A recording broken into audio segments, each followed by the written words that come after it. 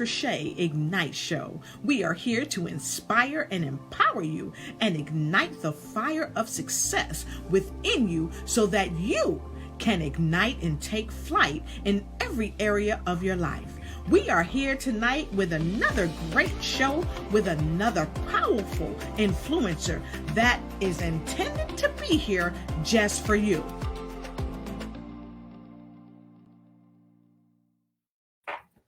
Hello and good evening. Thank you for joining me another day in another way on this phenomenal show. I have got the awesome guest for you tonight. She is here and she is going to rock the house. So I want to tell you, thank you so much for so many of you viewing the just a moment of gratitude that I had last night. It was really amazing. And I just so appreciate each and every one of you because we know that gratitude unequivocally is the best attitude. So let's come on in. Come on in. It's time to win. It is time to win. Go ahead, tell your friends and tell your frenemies to come on in because it's time to win. I've got a spectacular guest for you tonight, and I can't wait to introduce her because you're just going to love her. So for those of you coming in, come on in. Let us know where you're joining us from. I see some folks coming in from Washington, D.C. already, and super happy to have you. So come on in, let us know where you're joining us from, and don't forget to like, share, and start a watch party. And as I always say, go ahead and get a notepad.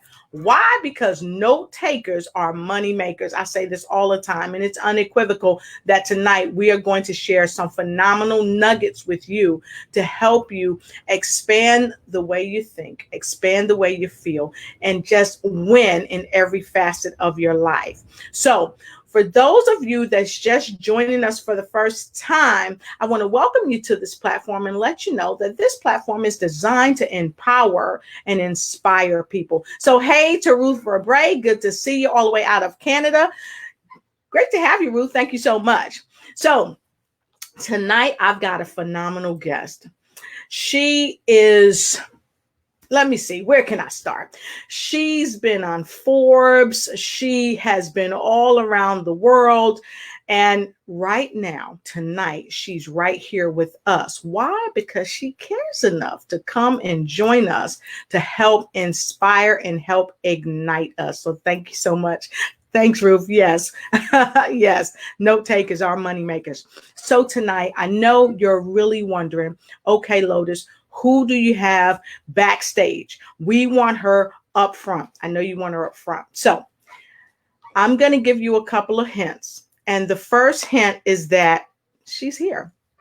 I know. So I know many of you are like, what? She's here. So I'm going to take a quick break while you come in. If you don't know what narcissistic behavior is, tonight, I've got someone that's going to blow your socks off. And I talked to her earlier and I said, you know, my audience has to wear 2 pairs of socks because you're just going to blow them out the box.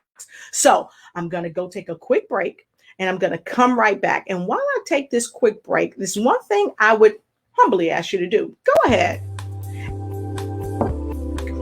Grab a nice beverage. And tonight I'll be drinking a little bit of tea.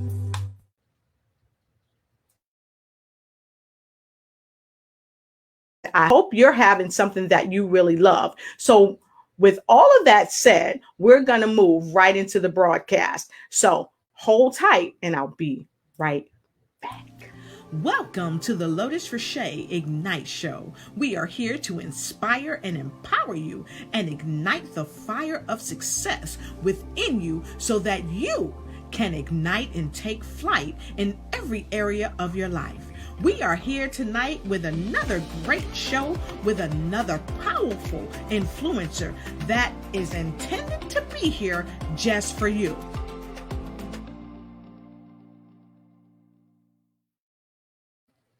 Hey, I see you, Daisy, all the way from South Carolina. I see you. I know you'll be right back, so we'll be seeing you when you come back on the broadcast. So for those of you that don't know my guest, she is phenomenal. She is, of Forbes Business Council. She's on the Forbes Business Council. She's a global goodwill ambassador. She's an international speaker. She's an author. She's a quantum coach. She's the chief executive officer and CEO and founder of Dr. Bindu Babu.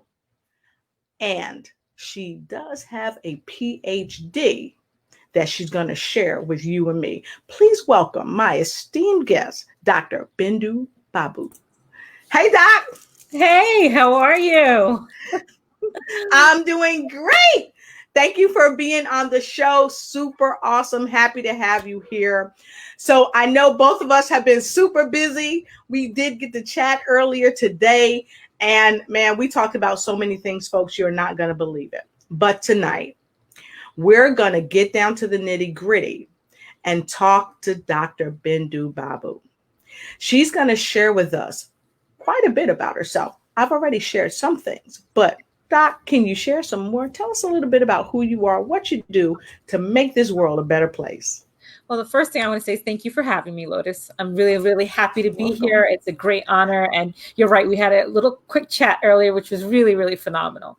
And to tell you a little bit about myself, I am a medical physician and I went through my own journey where I realized there was a little bit more than just allopathic medicine. And that opened my eyes by the book by Dr. Brian Weiss, Many Lives, Many Masters.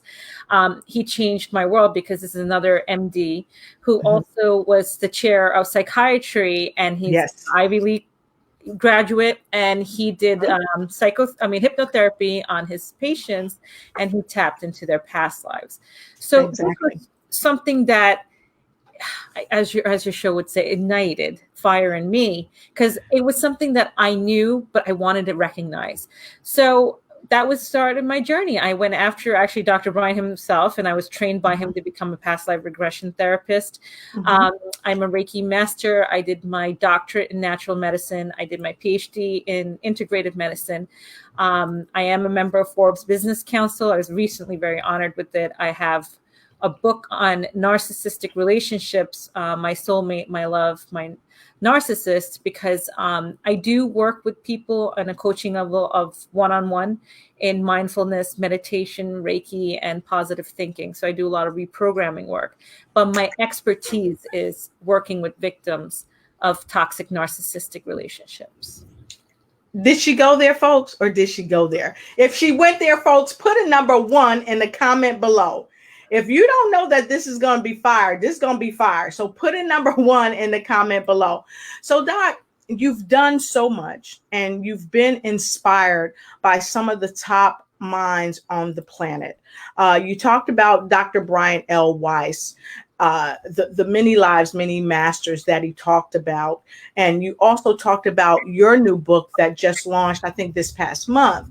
And we're going to get into that, folks. But let me ask you this. Who inspired you most to do what you're doing? Because what you do is not easy work. I'm in the psychology field myself, and I can only imagine some of the things that you go through when you're helping your clients, because you're not only a speaker, you're also a coach, and you really get in the trenches with people and help them. So who kind of helped you just stand and stay? Well, one thing is, a lot of people don't know the awareness of narcissism and narcissistic relationships. People look at that word as anybody who takes a selfie is a narcissist, or anyone who's egotistical is a narcissist, or anyone who just speaks a lot about themselves. Now, that's somebody who's maybe an egomaniac or maybe full of themselves, but that's not a narcissistic personality disorder. And people who go through that, anyone, and I'm not talking about the narcissist, I'm talking about people who are in relationships with a narcissist, male or female, it is detrimental.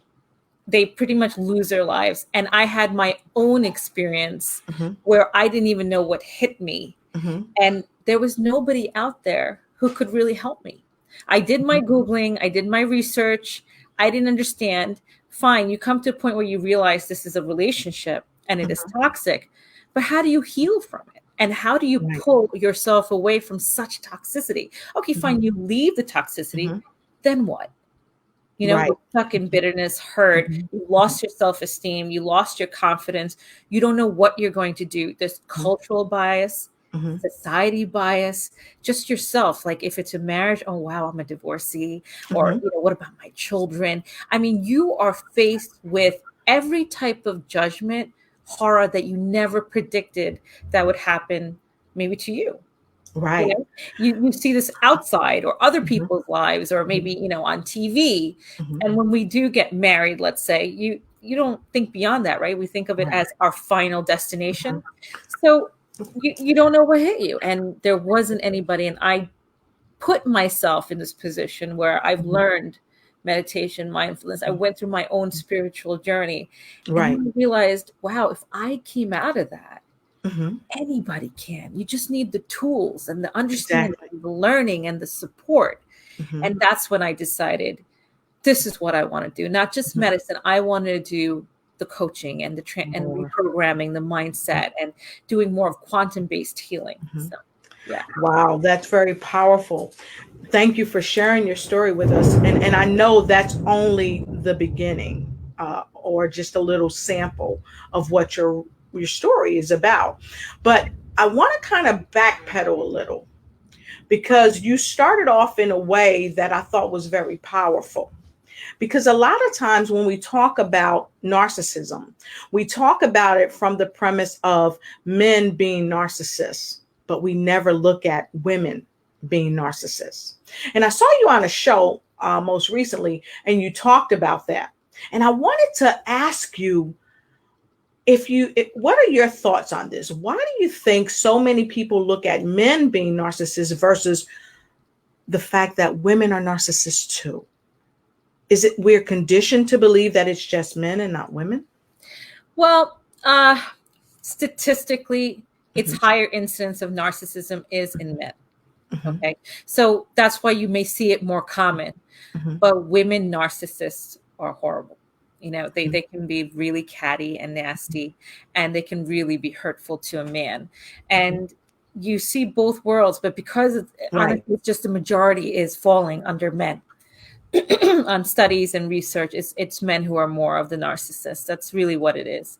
And then, you see the outpour and the outcry now, especially everybody just talks about it and calls anybody or anything a narcissist, but that may not be what it really is. So I'm happy that we were able to trickle back to this. And the reason why I'm so happy that we were able to trickle back to this is because a lot of people, I think we kind of get caught up by statistical data. Being a person who, when I was working on my doctoral, I was working on my doctoral of psychology, my PsyD.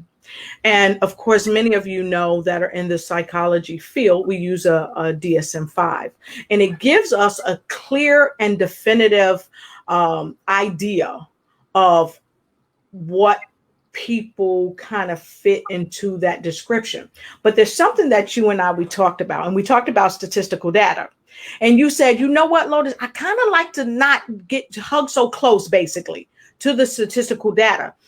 And I think one of the reasons why is because anybody can be a narcissist. And although society may tell us that it's higher in men versus women, I think a lot of times there are many narcissistic women, but they're not being kind of exposed, if you will.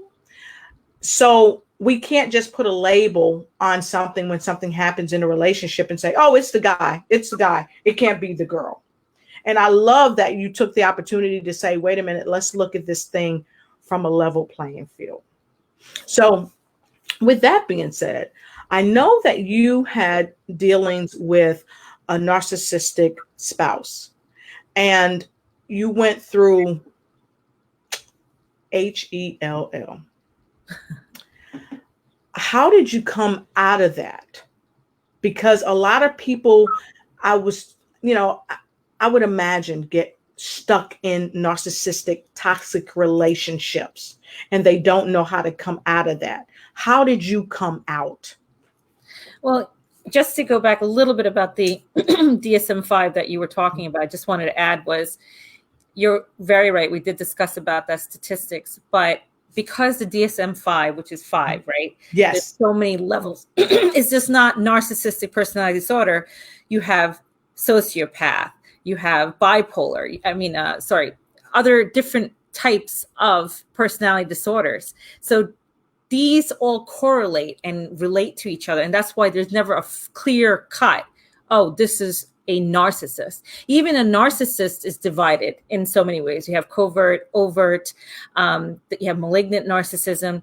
And that's why it's so important that you understand that you can't put every specific finding that this is a narcissist, but that characteristic cycle, characteristic behavior is like hands down. Exactly. And that's why that recognition is huge. Because now to go back to what I was saying, and that connection is why I'm talking about it, it's because when you're in it, it's so subtle the way it comes upon you. Exactly. Exactly. You don't even realize it's happening because it's a very typical cycle. It's the first 1 or 2 or 3 months of love bombing. Like the Prince Charming came, you have the best relationship, the flowers, the chocolates, everything, such loving relationship. And you become so into each other. It's like every 10 minutes is texting and calling. And people confuse that as love, but that's a lot of insecurity in there, but you're not understanding that. Exactly. You love being that. You feel like you're the center of the world. And then all of a sudden, it's like little by little. You know, for example, if you're stepping out somewhere and you're wearing a dress and maybe it's a little short, and if it's a male narcissist, he'll turn around and be like, that's a really pretty dress. You look great, but don't you think it's a little short? And you might be getting unwanted. Yeah. Or you're getting unwanted attention. Yeah. And I don't want you to go through that. So why don't you think about that? So it confuses your brain where you're like, well, he loves me. He's trying to show me a better way. Let me go change. Yes. Then it's something else. Then it's something else. And eventually you start, changing all your behaviors, all the influences that you believed as your freedom. And you start changing as a person. And eventually it doesn't even help anymore. Like as you keep trying to please that person will always try to find a way that something's wrong with you. Exactly. And you become a real shell of yourself because you're wanting that love bombing. I love it. Yeah. The love bombing. And for those of you that may not be familiar with the DSM-5, when she talks about it, it's kind of like a Bible for clinicians. This is like our Bible. Okay. And I love that she doesn't lean so close to it. Yeah, exactly. Because a lot of times when you're becoming a physician, we're taught to practice medicine, but the proof is in the pudding of the reality when we're living in these toxic relationships, because there are some things that we're not going to see in a book. So what you're saying, I love, because you're saying it from a personal aspect, and you're letting people know it can be so subtle. So subtle. You never see it come up on you. It's almost like the sweet drink that some people drink in Japan. You never see it coming, and all of a sudden, pow, it hits you, and you're like, oh, wow, I'm intoxicated. And I think it's kind of the same thing. You are intoxicated by their charm, by their charisma. And you, in many cases, say, this isn't happening. Yeah. So, Doc, let me ask you this. Is it oftentimes that you've seen where people might say, no, it's not happening, but their family members can see it, but they can't? Oh, absolutely. Oh, your family friend. Well, they see a change in you, because remember, the narcissist is very charming, very caring. Yes. They walk around the room and they will light up that room with their charisma. They know the right things to say. Nobody's going to believe that this man is doing anything to you. They just start seeing that you're pushing your family away. You're pushing your friends away, because all of a sudden, don't forget, as you start being with the narcissist, they try to just keep you with them and make you turn against your family and friends, because those are people who are going to strengthen you.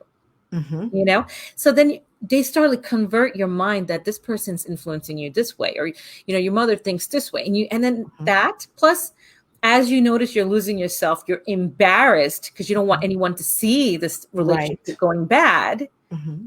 So there you go. You have this whole, let me keep my dirty laundry to myself. I don't want it out there. So there's a whole bunch of complexes going in your head. Exactly. But you're just trying to save everything. You don't want anybody to know. You don't want them to be involved in your life. You don't want them to think there's something wrong with your 100% perfect relationship that you're showing to the world. Everybody wants, there is a little bit, let's see what the Joneses are doing next door and let me do better. There's so much mental complexes that you lose the simplicity of what joy is between a relationship. Or that's true. It's not, or they're not supposed to complete you. You know that Jerry Maguire movie? Mm-hmm. Oh, she completes me or he complete. Mm-hmm. Horrible.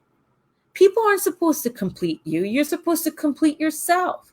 Exactly. Your spouse or your partner is supposed to complement you. You're supposed to grow together and be strong together and be an empire and support each other to get into that strength of who you are. Not, I have this deficiency. Why don't you fill this up? And if you don't, let's just fight about it, or let me change you. And all sorts of these drama and complexes. That's not normal, people. Exactly. And I always say, Doc, that we have to come to the table as a whole. We can't go as broken pieces. And I talk about this in my new book. I talk about the broken bird. And many of us are broken birds trying to just come together, but you've got to be whole. You can't depend on somebody to give you your happiness. It's like you owe me something. No one owes us anything. We have to create happiness from the inside out. So excellent point. So and I just wanted to add, because it was an important factor is it's when you don't love yourself enough and when you're seeking that from somewhere else, those are the people who are targeted as the victim of a narcissist, the codependent, because you're looking at this person who loves you so much. You're so into that validation that you will do anything to please that person.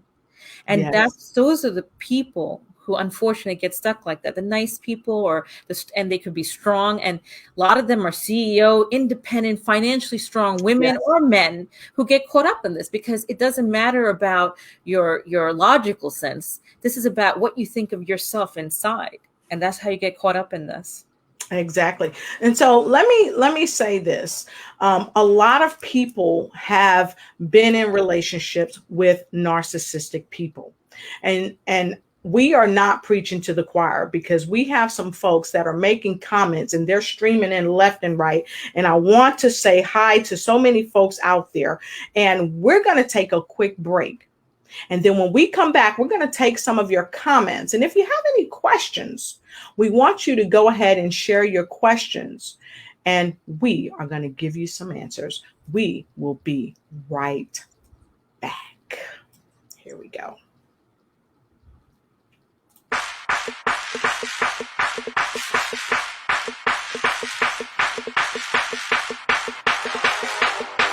Make sure to join our upcoming show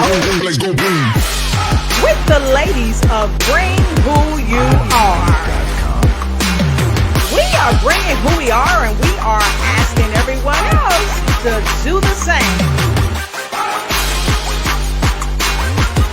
Rise above stress, rise above difficulty. Bring who you are. All right. I love it. I love it. I love it. So we're going right to some questions. All right. So those of you that are on, let us know if you like what Doctor is saying tonight. She is amazing. And many of you have put some comments in the comment block below. If you love what she's saying, go ahead and put a number 2 in the comment below. Put a number 2 in the comment below. We've got Phyllis Weaver all the way from North Carolina. Great to see you. And you talked about a book earlier, Doc, and Jemiah Jubilee said, I love the book. So she loves that book. And hopefully, you probably have it. So maybe that'll be a book that I'm going to read next month. Okay. So you love the book. I let us know which book you're talking about, because if you're not talking about the one she just held up in your hand, once you get it, you'll love it. So of course we got a bunch of ones in the house. Okay. And we're going to go right here to some comments. Jemiah Jubilee said, yes, she's been there. She's been in that type of relationship where she's been controlled. Phyllis Weaver also can attest to it, that she's been in that type of relationship, so controlling. Okay, question or statement. It's a very soulful, spiritual journey. Absolutely. Absolutely. To go through it and to come out on the other side. And I think oftentimes when you go through journeys like that, it really helps you understand your strength and your worth. Yeah. And here we go. Fantastic.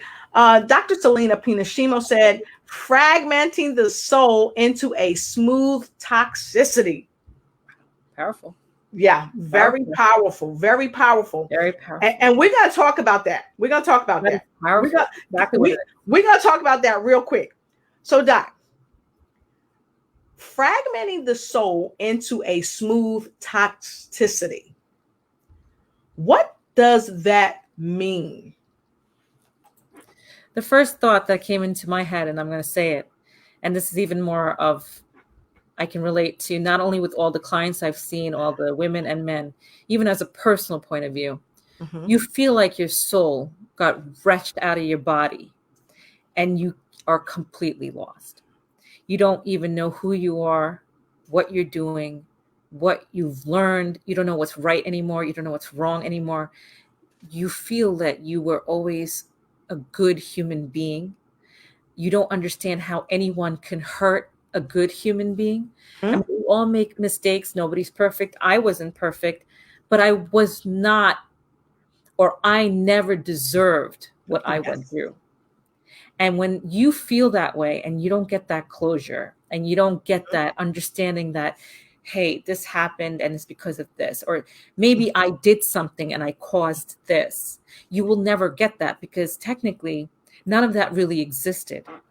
It was all a manipulative process to control you. But why? And this is where the understanding isn't there, because there's so much hate talk about narcissists and hate groups and it's, you know, people who've left relationships but now are bitter and they just want to hate and get revenge and why.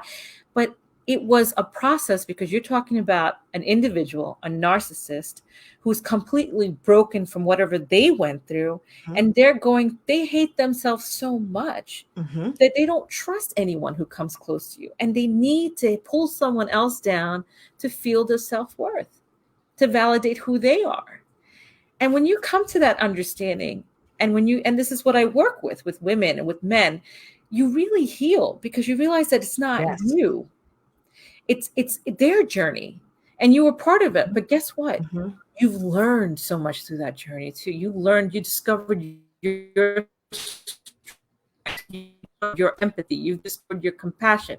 You've discovered so much about yourself that now you will heal, become the strong, authentic you, and you have become wiser. And, you know, I hear this a lot, like, well, now I'm going to keep my guard up. For what? Why do you need a guard? You're going to smell a narcissist 10 miles away. You're going to smell negative toxicity from anybody who tries to play with you. Now you've learned. You understand that you have put yourself first, where I love myself, that I don't deserve someone treating me this way. And now you can live free, with peace, with joy, with spiritual connection with the universe, and connecting to your inner core and just living because you are complete with yourself. And that's the healing journey you need. And then everything else is past memory, learning lesson, move forward. You're going to wish that person well, and you're going to live your ultimate life. Awesome. So we've got another comment about convert into conversion trauma. Convert into conversion trauma. Many people that I've had the pleasure of working with while working as a clinician, working for the Department of Defense, they had substantial traumas. And a lot of the traumas came from their family dysfunction. And then because of family dysfunctions, they ended up getting into relationships with narcissistic people or becoming a narcissist themselves. So can you please tell us a little bit more about the convert into conversion trauma? What is it and how does it happen? Well, when you're talking about going, for example, you were saying law enforcement, right? And you're saying people who've gone through trauma and they act a certain way, whether it's becoming a narcissist. I mean, narcissist, generally speaking, is from childhood trauma. You know, it's usually parental influence in a negative way where you're just never good enough. You're not perfect enough.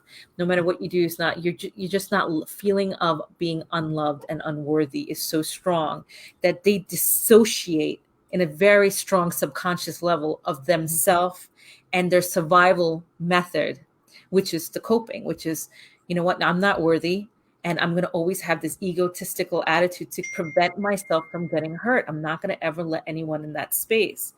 And a lot of times when you do become like that, yes, you can become bitter. But bitterness is a different way with law enforcement or people who deal with trauma in when they're in an older state, because you are getting jaded. You're seeing unkindness. You're seeing hurts, pains. That's a different type of healing. And that's necessary. And then if you have the combination of both, oh boy. Yes. Because then you feel entitled and you feel like, especially if you're, you know, a police officer, for example, is a person who risks their life for you on the streets. No matter what race it is, no matter what culture they are, it is a man who's dedicated to save your life. And if you have trauma from the past, and if you're having trauma in the present and you're not getting that healing or that understanding, that position you're in of power can really get your ego.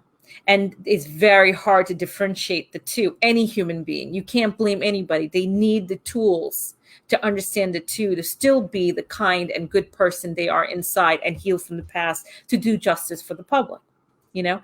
But trauma in general, there's so many different ways a person can respond to it, but that's their healing. That's their process. But in a narcissist, there's no healing.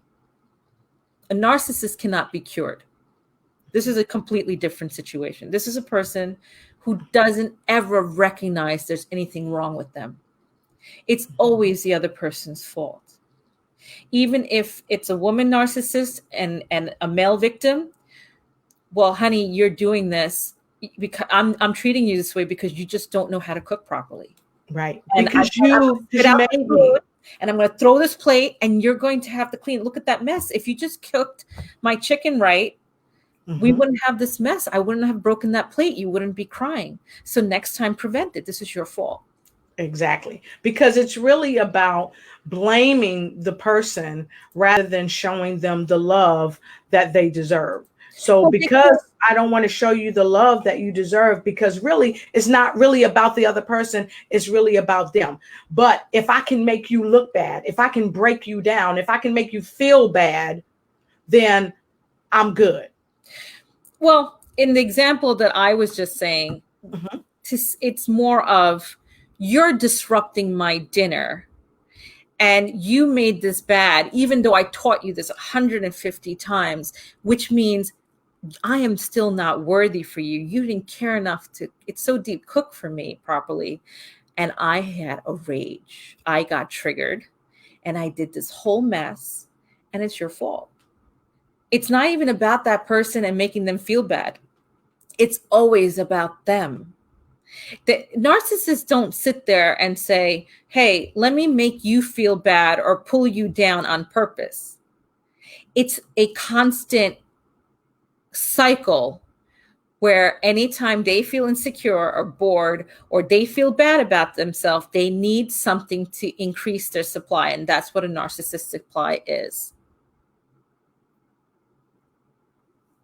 That being said, we have a couple of comments that, or a question that we want to go to. Is there one consistent red flag that can be seen early in the relationship. And I think you've talked about that.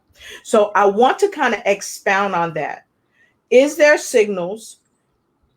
When we see the signals, what should we do and how can we get help? You know what? In any relationship, if you're in a relationship and you start getting red flags, that alone itself, you need to run. You need to move on.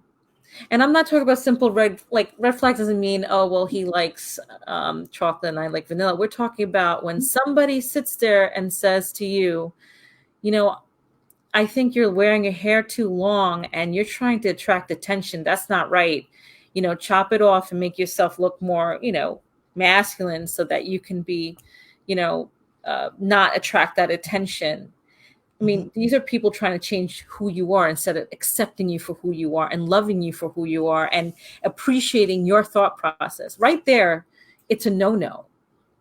It's a no-no. It's not, honey, that black dress on you looks great, but maybe a red color would look better. That's a different story.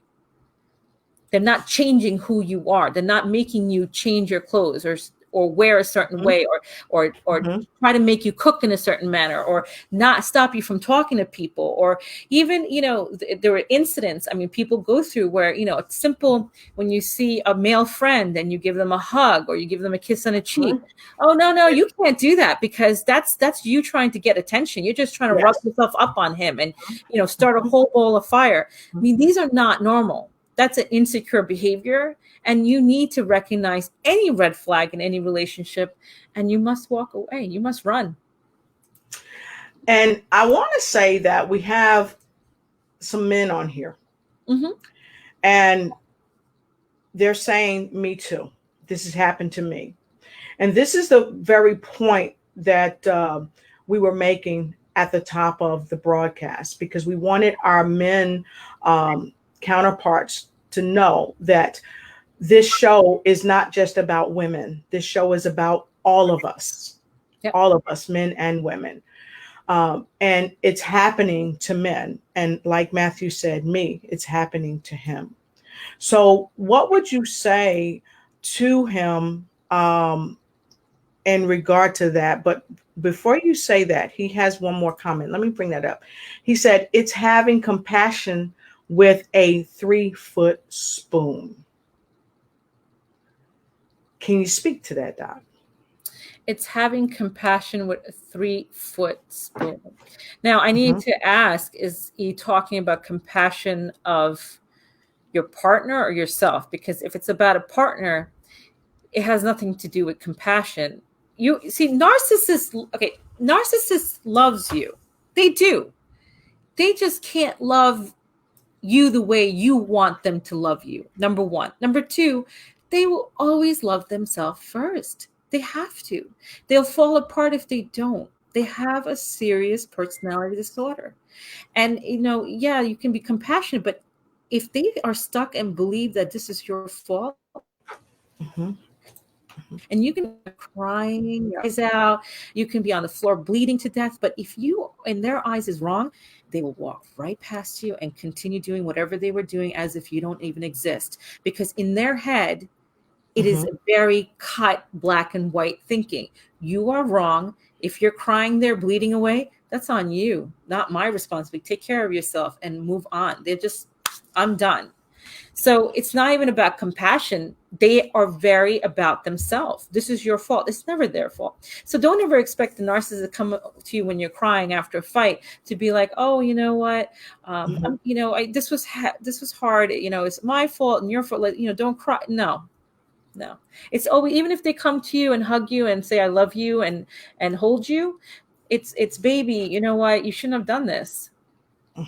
It's your fault. You shouldn't have done this. I wouldn't have behaved this way to you. I would have came home earlier, or, I would have helped take care of the kids, or whatever it may be. It's always your fault. Right. Because it always winds back around to you, because it's like a vicious cycle, and the cycle is never ending. But the spindle is not going to stop on them. It's always going to stop on you.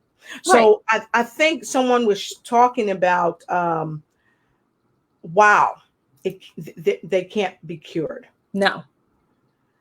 So I'm still I'm waiting for that. Let's talk about that for a moment. We're going to talk about that because I saw you on the show before and you talked about this and you talked about it, but I noticed that you really was able to share with people the thoughts and the scientific data, if you will, that go behind that, why they can't be cured. And I think people are saying there's a cure for everything. Why can't they cure this? You know, so we're going to take a quick break and we're going to come back and we are going to talk about why they cannot be cured. Okay, we're going to take a quick break and we're going to come right back. Welcome to the Lotus Riche Ignite Show. We are here to inspire and empower you and ignite the fire of success within you so that you can ignite and take flight in every area of your life. We are here tonight with another great show with another powerful influencer that is intended to be here just for you.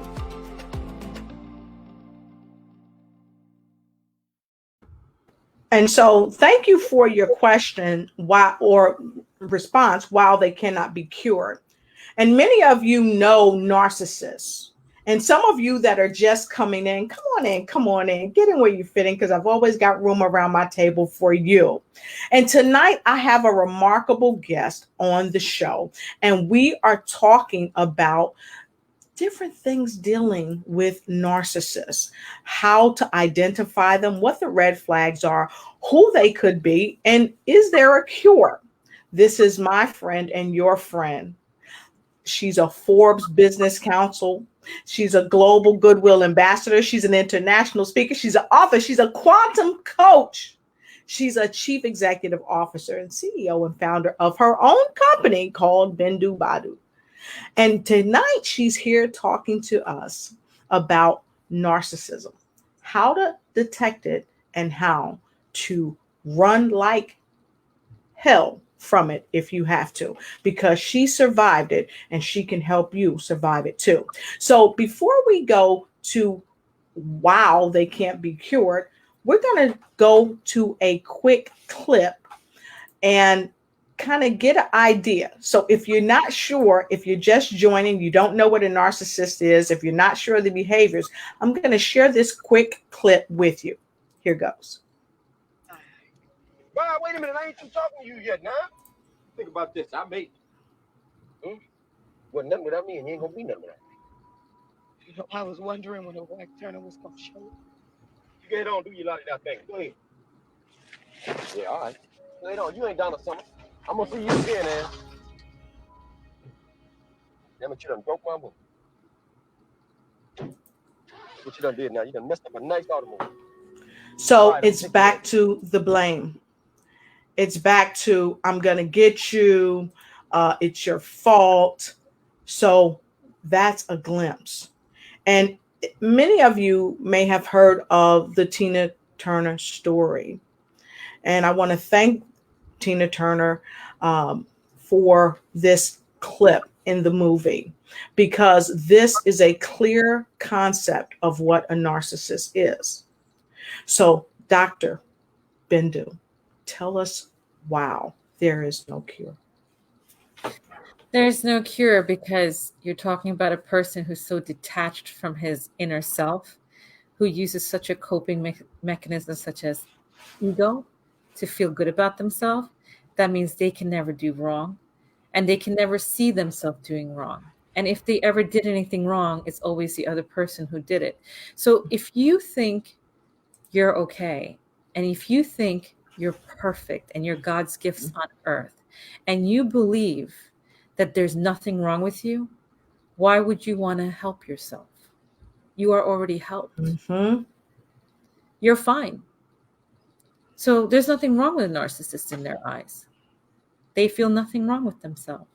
And what happens, unfortunately, is when you are involved with a narcissist, that connection is so strong because you're talking about a whole cycle of the ups and downs. It's like a drug addiction. right? Like hormone, there's a hormone-based scientific proof of the whole dopamine going up, the serotonin, the endorphin. Exactly. It is literally a drug addiction. It's called trauma bonding, where you have Yep. the highs of the love, and then you have this whole toxicity of fighting. And then, makeup sex is great.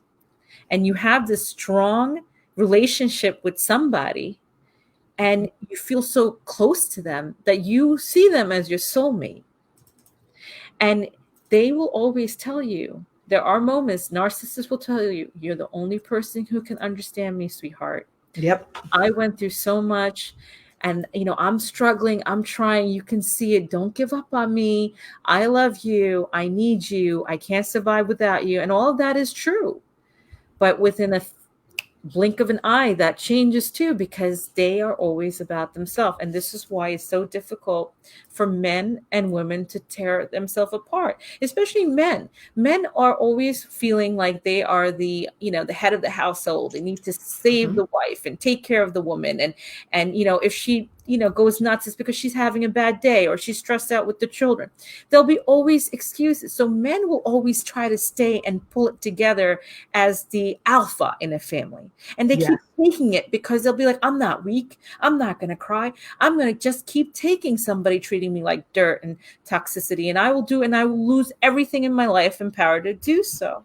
So men go in one direction, and then you have women who's like, well, I'm the nurturer. Let me save him and let me take care of him and give him the love he never got. And that's what he needs. And I can save us, and I can do it for both of us. And there's such different thinking, but same concept that's so pulling.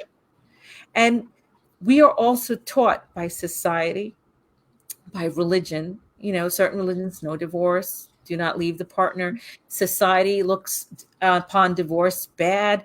People who have children stay for the kids. Yes. And there's so much pressure on a person of what the right thing to do is that you take it, and that's why you can't pull out of it. And then when you see your partner going through this and you believe that you know them so much better than anybody else in the world, and you do, let's say, hear the word narcissist and you Google it up, or you find me and you start coaching with me, they start asking and get the awareness of the situation. Then they're like, well, you know what, doc, I bet you if I tell him that he's doing this, he's going to change.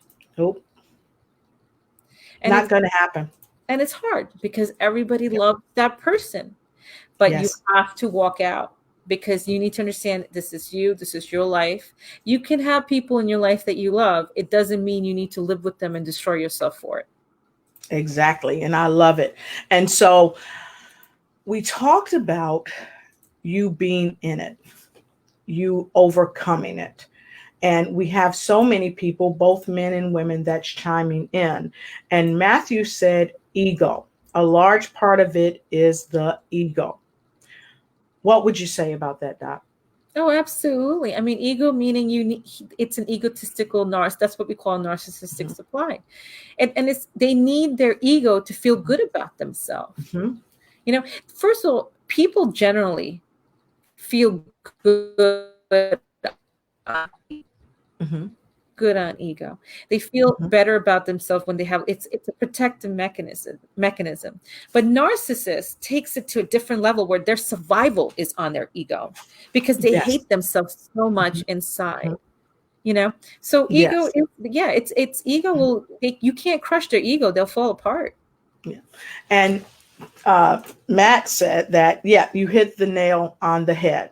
And I want to go back to a statement that Miss Phyllis Weaver said. She said, living with a narcissistic partner is and can be devastating. She said her ex was a narcissist and she endured for many years, actually, and she was able to come out of that. But during that relationship, she had 2 children. So how are the children impacted by this type of behavior within the home, this dysfunction? Having children in a household of narcissistic parents, it depends. Now, if you're talking about leaving, that's a whole different ball game altogether. But whether it's narcissist or bipolar or borderline or sociopath or whatever, or just regular toxicity and anger, Yes. Children should not see toxicity like that. It's not healthy for them in general, whether it's a narcissist or not, you know. But in a case of narcissism and you're trying to leave, yeah, that's a different ball game altogether, because your children are used to be pinned against you. So I've got this question for you, because this question came to me from one of my clients a few years back. She asked, had she damaged her child beyond repair, if you will, because the child was maybe 1 and saw these types of behaviors within the home. So what would you say to a parent that has dealt with a narcissistic partner and they're concerned that the children have been impacted in such a way that they can't heal from it? So it depends. Do you mean the toxicity between the parents, or what do you mean by what is the child exposed to? Toxicity, even violence in front of the child. Okay, so that's, yeah. Due to the narcissistic behavior. Well, it's domestic violence. I mean, any sort of violence, toxicity. I mean, you treat the child. Let's say if the husband is the victim, and the wife is a narcissist, you treat the child's father like garbage. Of course, the child's not going to value you, or there's no confidence or strength of a child going to deal with that. It's going to trauma. There's going to be trauma. But children are also resilient. And children have to grow. And the best thing you can do is give them the love and support and take them out of it. Take them out of it. A lot of times our religion, culture, people stay together because they're like, oh, we should stay together. It's better for the children. Do you really think so? Do you think watching your children growing day in and day out, watching their parents fighting like cats and dogs, breaking plates, maybe even physical violence, forget if it's mental violence, you think a child feels safe in that kind of a condition, or feels strength from their parents, or feel confident with themselves in their growth process? You know, there's going to be trauma. So you have to make that educated decision of your household, of what is good for your kids. But don't use your children as a reason for you to stay, because you're not strong enough to go. I love what you just said. And oftentimes people don't leave because they're not strong enough to go, and the children stay and they're consumed by these types of behaviors. So folks, we've got another question coming up, but we're going to take a quick break and we're going to be right back. So stay with us. Here we go. I want you guys to see this wonderful book on our break. I hope you enjoy it.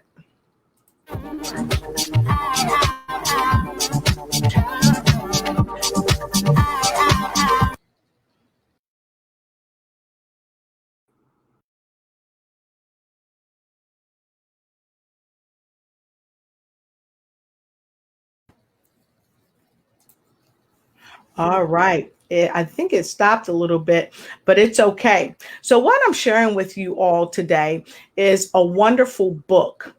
So if you haven't seen her website, if you haven't been there, you definitely need to go there and check it out so that you become familiar, because these types of behaviors, they're not going to go away.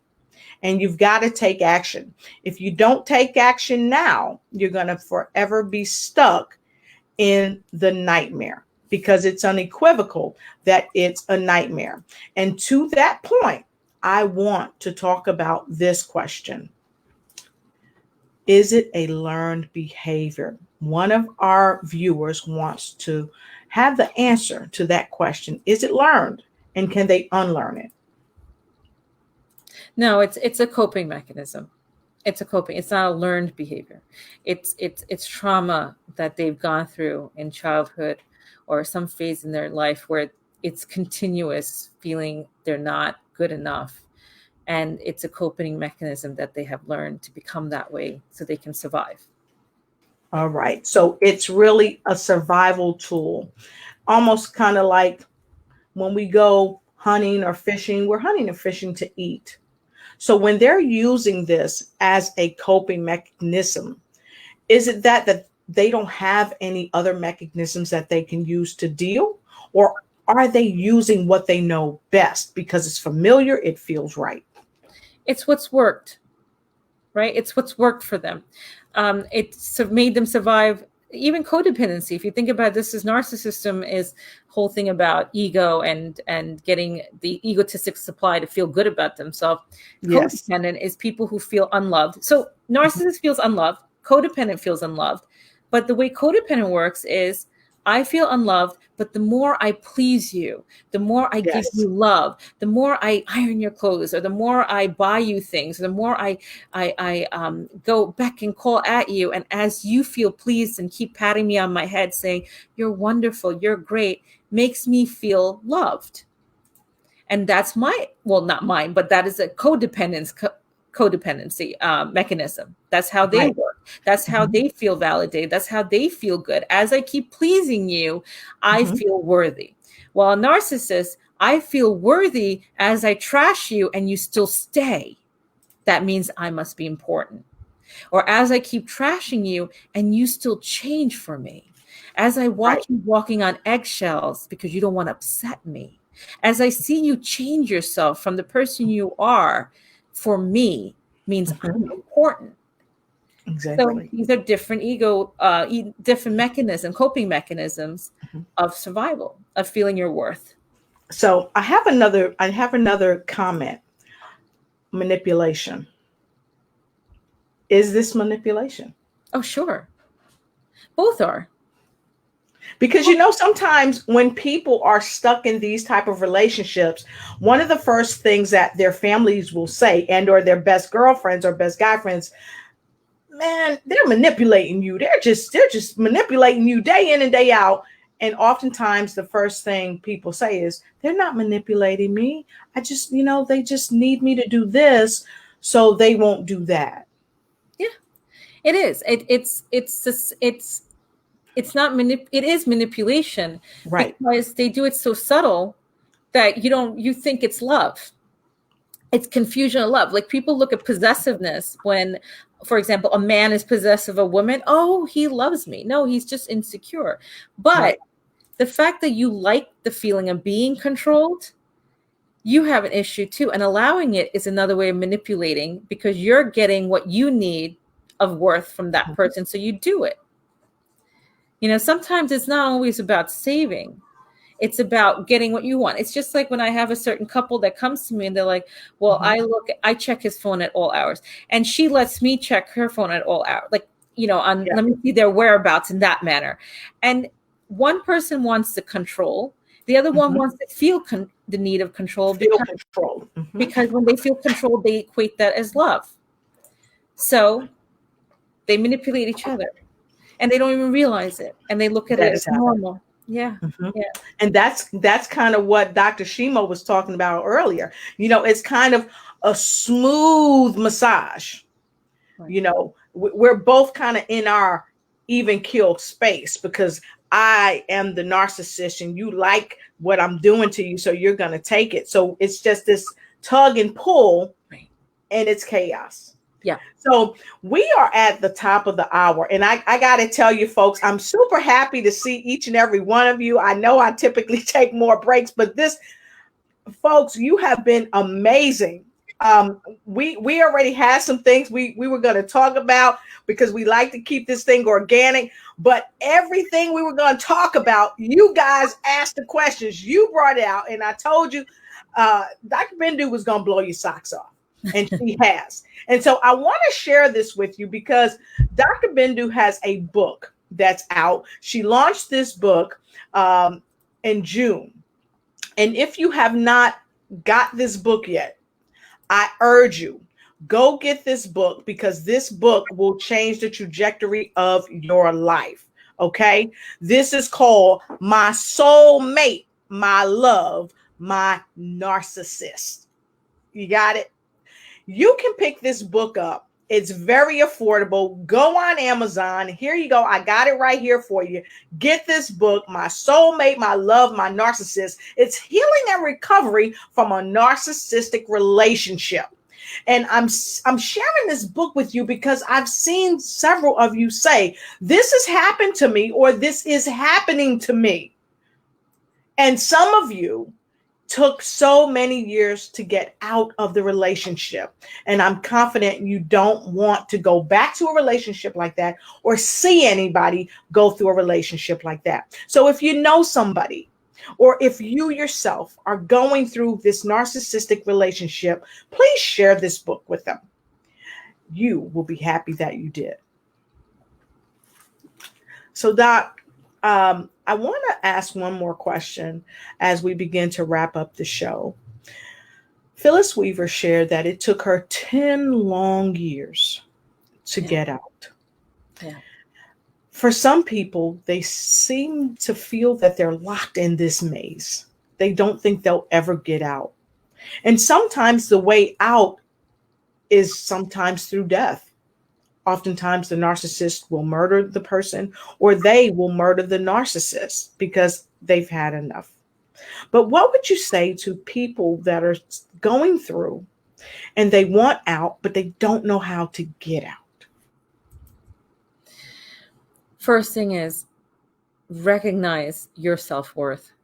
You know, a relationship is not meant to be in toxicity. You know, yes, nobody's perfect. We all have our ups and downs. I always say marriage is like a circle, you know, not the heart, where you have the love and it goes really high and you love that person. And then there's certain days where you just can't stand them because they're annoying you. And then it goes back, well, I love him. Or then you come back.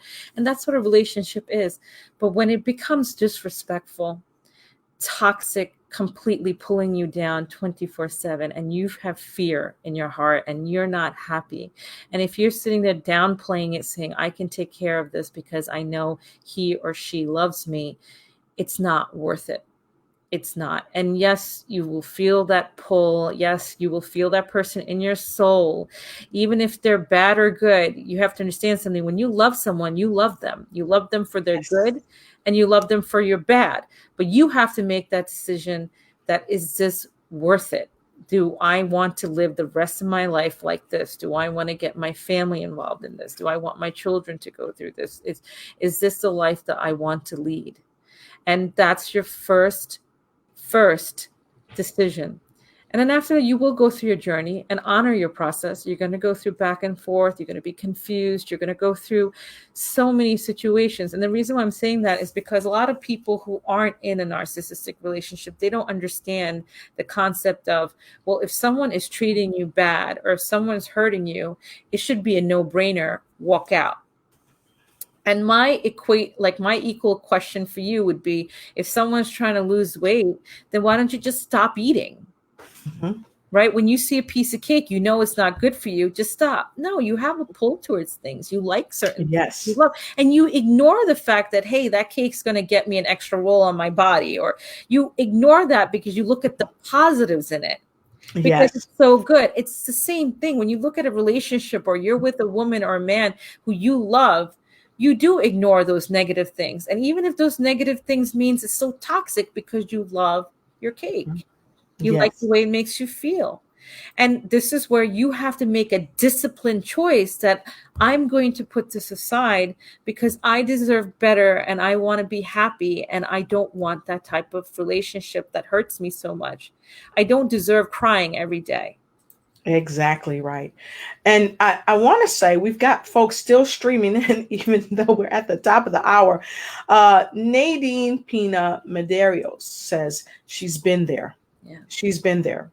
For those of you that have been there, I challenge you to put a 4 in the comment below. If you've been there and you've come out on the other side and you've had the support of people right here on this broadcast, or you've had the support of wonderful people, just like our wonderful Dr. Bindu Babu, that helped you get to where you're going. Put a number 4 in the comment below, because I know it had to be hard and you overcame, but now you have overcome and you're a living example to other people. And I congratulate you for that. And all those of you that are out there that has helped people overcome these situations, I thank you and I congratulate you. And Dr. Selena Pinashimo said, yes, honor yourself, know your value. Yep. And we've got some 4 streaming in. And we're happy for you that you got out, that you're overcome. And Matthew put something else up here that I want to address. He said, and you better make sure you guard your bank account. So we're at the finance piece. We can't go out of this broadcast without the finance piece, Dot. What about the finances? Well, it's just like in any sort of divorce or any sort of relationship. I mean, when you're talking about war, it's war, and they will get you everywhere they can get you. They will hit you right below the belt. It's no other way. They will go after the finances. They'll go after your car. They will go after your job. Narcissist gets really nasty. I mean, you have to remember, these are people who overstep boundaries. Yes. So they can even call your job up and curse your boss off. And you would lose your job. There are situations where they will hide your car keys so you can go to work just to teach you a lesson. Everything is about teaching you a lesson. You did this, so you deserve to lose your job. If you didn't get me upset, I wouldn't have hid your car keys. That's your fault. They will do anything to hurt you. They will find your biggest weakness and will hurt you and pull you down and that the fact that you still stay feeds their ego. So it is very traumatic. It's very hard. And that's why there's so much PTSD after. The post-traumatic syndrome after is terrible. And this is where, once you do step out, challenge yourself. And I'm going to take that a step higher and start becoming mindful. Go through your meditation. Find someone like me who's a coach who sits down, reprograms a mindset, because this is not just reprogramming your mindset. There's a whole science behind it called epigenetics, where your mind and your thought process changes your DNA structure, even for healing and healthiness in your cell structure. Your energy changes. You will have a more positive outlook, and that positive outlook will bring you positivity. And I always say that because it was very traumatic for me, very traumatic. I had 4 little kids on my own, and I put myself back into school, did my PhD with a full-time job, raising 4 children with everything against the world, society, family, everybody, because we're talking about such a big taboo. And today I'm a Forbes Council member. And I'm saying this not because, I have these letters or I did all these things. I mean, if you go through my background, sure, I've achieved quite a number of things, and I'm very grateful and I'm very blessed. But these things, I do it to give a testament for people who are suffering that, yes, you can come out of it and heal to the person you really want to be, who you really are. You don't need to be bitter and angry, and you'll forgive, you're going to let go, you're going to move on, and you're going to live the ultimate life you deserve. Exactly. And I want to share this with you folks. You never know who's going through this. Yeah. So know the signs of people who are going through this, because many years ago, I was dating someone who was a narcissist, and we got into this scuffle, and I was like, you know what? I'm not dealing with this. I'm leaving. I'll be back tomorrow. And I packed my bag in my own house and I was leaving. And so they grabbed my bag and took my bag and hid it so I wouldn't leave. But I ended up leaving that night anyway, and they ran after me, and I was like, get away from me. And the thing is that they too were a victim at an early age, where they saw their father beating their mother with tools, hitting the mom. And they were trapped in the dysfunction because they thought that dysfunction, if the dysfunction wasn't there, there was a problem. And so you don't have to live in dysfunction. You don't have to live trapped. You can recreate the way you think, but it all starts with what you decide to do. And I want to quickly go right to a quick break, and we're going to come back. I'm going to share Doc's website with you. We've got so many people streaming in, and I know you guys are not ready for the broadcast to end, because I see so many people. No, bring it back. Okay, but we're going to take a quick break. I mean, a quick second break, and we're going to come right back. We're going to go to her website. We're going to talk about her website. We're going to talk about how to get in touch with her, and then we're going to talk about bringing Dr. Bindu back. Be right back. So many people out there today are saying, hey, Lotus, I want to start my own podcast. I want to do vlogs and all that. Well, guess what? We help you with personal and business coaching. We also help you to explode your brand by upbranding. We also connect you to people beyond your front yard that don't even know you. Let us help you connect with people globally and expand your territory. Contact us today at lotusignites@gmail.com and let's schedule your discovery meeting now.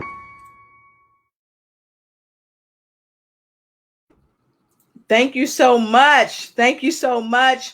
I want to bring you all to her website.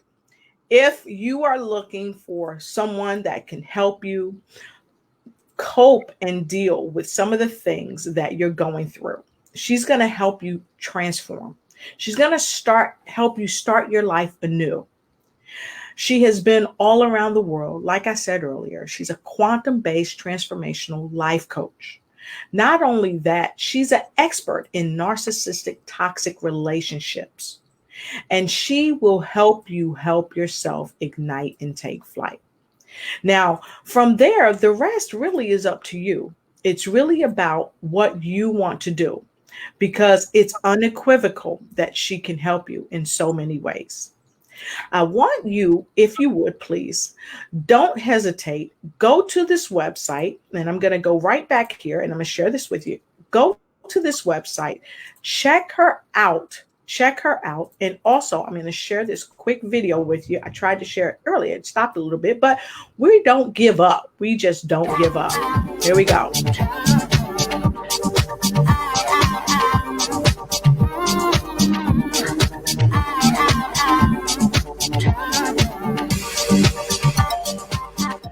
Make sure you get her book. You'll be happy you did.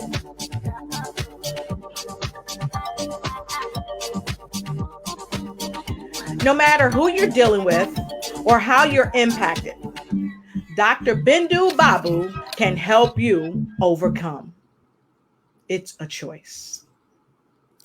Well, thank you so much for letting us share that with you, because it is unequivocal. It is a choice, and the choice is yours. So with all of that said, Doc, we've got a couple of folks, they're asking for us to please bring you back. So I would love to. So folks, we're going to bring her back. And Doc, I want to say that Phyllis said she lost all to her ex-husband. So when we come back, Doc, I'd like to explore how people can recover after losing everything they've had. Maybe we can open up with how to restore themselves, because it's unequivocal. It's time to change our personal narrative. And without changing our personal narrative, we'll never change how we behave and how we move in this life to ignite and take flight. So there you have it. She's coming back, folks. She's coming back. If you're happy that she's coming back, put a number 7. Put a number 7, God's number, because I want you to send her God energy, because she's going to come back and she's going to help you help yourself ignite and take flight. So make sure, folks, you come back, you see her, you get these wonderful nuggets, because I told you she was going to knock your socks off. So, Doc, as we close, what are your final words of wisdom to our viewers that have so humbly stuck with us, people still streaming in, and we've got so many 7s coming in? Thank you so much. I can see them on my phone. It takes a minute for it to get on the screen. Bunch of 7s. Phyllis, Matt, Dr. Selena Shimo, Nadia, thank you so much for all the 7s. We appreciate you. So, Doc, what would be your last words, nuggets, wisdom? What you got? I would say is it's very quick to judge. Very quick to judge someone who's going through this. It's very quick to even judge yourself, where you feel like I could try harder, I could have changed this, I could have done that. But remember that from the outside, things look very easy when we think about logic, right? If someone's hurting you, or if someone's physically hurting you, mentally hurting you, why would you put yourself through that? And what's sad is a lot of people don't have the empathy or sympathy for that person, because they immediately think, well, they're doing this to themselves. So it's important to understand that if it was that easy, they wouldn't be in it. Nobody wants to get hurt. No human being wants pain. It's something that's keeping them there, that they're confused, or they believe in, or they have morals of some sort of, credibility, even in their own gut, that they can save this. There's a lot of complexities in a person's brain. Or it can even be simple as, I'll take this because maybe financially I can't live this way, or how can I support children on my own without a person? There's so many reasons. So don't be quick to judge. Always, maybe you can't change a person's mind, or you can't give them so much wisdom on this topic that you feel you could bring them out of, but just being there and holding their hand can be so impactful during this time. And that's what I can really say, and so important, as you can do as a service for others. And I'm going to put the ball back in the court of our viewers, because we talked about this, Dr. Bindu and myself. We always want to bring relevant information to you, what you all want to hear. So share what you would like us to discuss on the next show, because what's most important is what's important to you. And we always want to bring you great information and ways to help yourself, again, ignite and take flight. So we thank you. We appreciate you. And don't forget, go ahead and check her out. Get her book. Okay. Make sure you get her book. I'm going to bring it back up here. I'm going to play this again. I love the music on this. So you guys just hang in here with me.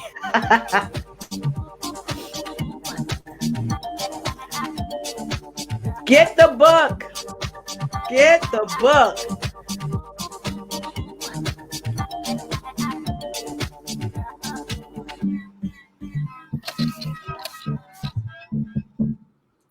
Get that book on Amazon.com.